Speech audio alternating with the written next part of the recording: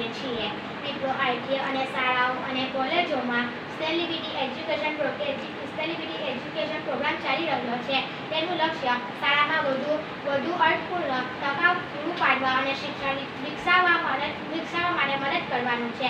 તેના ભાગરૂપે અમે આજે આપના ઘરે ઇન્ટરવ્યૂ લેવા આવ્યા છે. અમારા પ્રોગ્રામની થીમ સેલિબ્રિટી અને પાણી છે. આજે અમે આપના ઘરે આપના પરિવારના સભ્યોનું ઇન્ટરવ્યૂ લેવા આવ્યા છે. મને આશા છે આપ અમને સહકાર આપશો. તો જાણો છો કે જળ એ જીવન. આપણા જીવનમાં પાણી એ જરૂરી છે. સ્વચ્છ અને તાજું પાણી માનવ જીવન અને અર્થતંત્ર અને ઇકોસિસ્ટમ માટે મૂળભૂત છે. વિશ્વમાં પાણી માત્ર 2.5% ભાગ તાજું પાણી છે, જે 7 થી 8 અબજ લોકોના જરૂરિયાત અને માંગણીઓને પૂર્ણ કરે છે. આપણી વસ્તી વધુને વધુ વધી રહી છે. માંગણીઓ વિવિધ છે, જેમાં કૃષિ અને ઘરેલું ઉપયોગથી લઈને ઉર્જા ઉત્પાદન અને ઉદ્યોગોનો સમાવેશ થાય છે. પીવાના પાણી અને સ્વચ્છતા હેતુ માટે સ્વચ્છ અને સલામત પાણીની પહોંચ હજુ પણ વસ્તીના મોટાભાગની એક સમસ્યા છે. અને સમસ્યાઓનું નિવાસસ્થાન અને પાણીની તંગી અટકાવવા આપણા સૌને સહયોગ હોવું ખૂબ જ જરૂરી છે. તો હું તમને પાણીના રિલેટેડ કેટલાક પ્રશ્નો હું અને મારા મિત્રો કરીશું. તો તે પહેલા હું તમને મારા મિત્રોનો પરિચય આપી દઉં. મારા ક્લાસમેટનો પરિચય આપી દઉં. આ અજમીરા શેખ છે, આ આફિયા છે, આ બીજા ખુશબડિયા છે, આ કૌશલ વસ્તા છે. પહેલો પ્રશ્ન છે કે આપનું નામ અને આપનો પરિચય આપશો. મારું નામ નસીમા છે.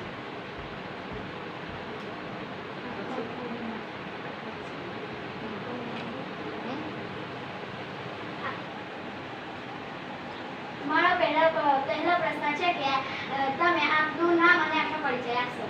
મારું નામ નસીમા સિરાજ કાજીપુર છે. મારું નામ સનેહા અશરફ કાજીપુર છે. Thank you. તો દાદી, આપને પાણીના પ્રશ્નોથી પરિચિત હશો. હું પૂછું તમને કે આ પાણી જે પીવો છો તે ક્યાંથી લાવો છો? ફિલ્ટર પરથી લાગે છે. પીવાનું પાણી આજે બોટલમાં મળી રહ્યું છે, શા માટે? કારણ કે પહેલા પરબો હતી, માટલાઓ હતા, હવે તે નથી. શું આપ અમારા જેટલા નાના હતા ત્યારે પાણીની સમસ્યા હતી? હા. મમ્મી, તમે સવારથી સાંજ સુધી કેટલો પાણીનો ઉપયોગ કરો છો?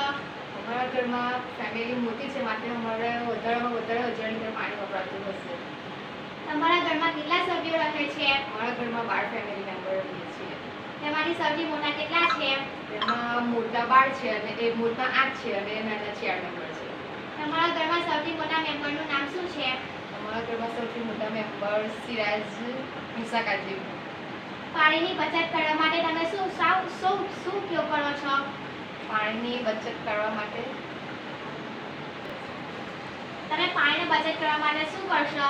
અમારા ઘરમાં એવો તો કોઈ પ્રોબ્લેમ નથી કે પાણી વધારાનું બગડતું હોય, પણ જો પાણીનો નળ ઢીલો હશે તો અમે એને રિપેરિંગ કરાવીશું અને રસ્તામાં પણ કોઈ જગ્યાએ પાણીનો બગાડ થતો હશે તો અમે એ નળને બંધ કરીશું. આ લોકોને સમજાવીશું કે પાણી આપણા જીવન માટે બહુ જ મહત્વનું છે, માટે પાણીનો બચાવ કરો.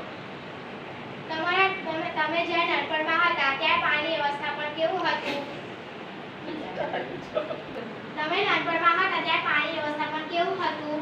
અમે નાનપણમાં હતા ત્યારે પણ પાણીની પાઇપલાઇન તો હતી જ, તો પણ અમે મીઠું પાણી બહારથી ભરી લાવતા હતા. અત્યારે પાણીનું મહત્વ વધારે છે, સમજાવો. કેમ કે પાણી એ આપણા માટે ખૂબ જ જરૂરી છે. જળ એ જીવન છે. પાણી ખાવા માટે, કપડાં ધોવા માટે, નહાવા માટે, દરેક વ્યવસ્થામાં પાણીની જરૂર હોય છે. અત્યારે પાણી પીવાનું આપણે ખોલવું પડે છે, કારણ કે પહેલા પાણી કવામાંથી લેવામાં આવતું હતું, તે વખતે પાણી ચોખ્ખું આવતું હતું. હવે પાણી નદીમાં બધે બહુ ખરાબ થઈ ગયું છે. પોલ્યુશનના કારણે. માટે પાણી ફિલ્ટર કરીને પીવું પડે છે. એટલા માટે આપણે ફિલ્ટર પ્લાન્ટમાંથી પાણી લાવીએ છીએ. પહેલા મીઠું પાણી ક્યાંથી મેળવતા હતા? પહેલાં મીઠું પાણી કૂવામાંથી ખેંચીને લાવતા હતા. પાણીના બગાડ અટકાવવા માટે તમે શું કરશો?